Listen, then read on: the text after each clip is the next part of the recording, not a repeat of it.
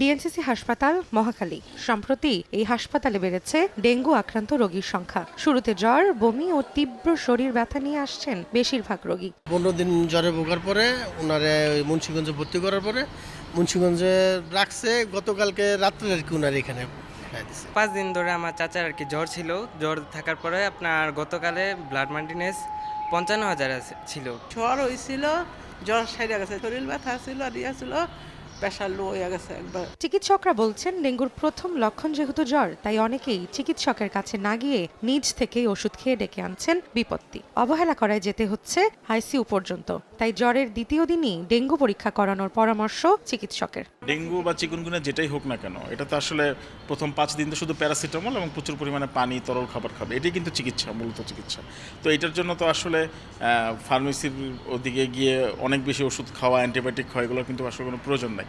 বরং বেশি ওষুধ খেলে আরও খারাপ প্রভাব পড়ার সম্ভাবনাটাই বেশি। চলতি বছরে ডেঙ্গুতে সবচেয়ে বেশি মৃত্যু হয়েছে ঢাকা দক্ষিণ সিটি কর্পোরেশনে, আর ঢাকার বাইরে মারা গেছে বরিশাল ও চট্টগ্রাম বিভাগে। শঙ্কা প্রকাশ করে কীটতত্ত্ববিদরা বলছেন, বৃষ্টির পর জমে থাকা পানিতে বাড়ছে এডিস মশার ঘনত্ব। সেপ্টেম্বর ও অক্টোবরে ভয়াবহ রূপ নিতে পারে ডেঙ্গু।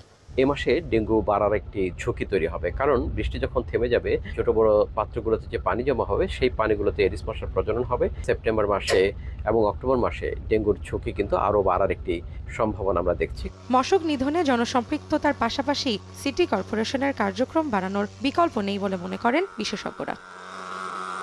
রৌনক নিয়ন্তা, সময় সংবাদ, ঢাকা।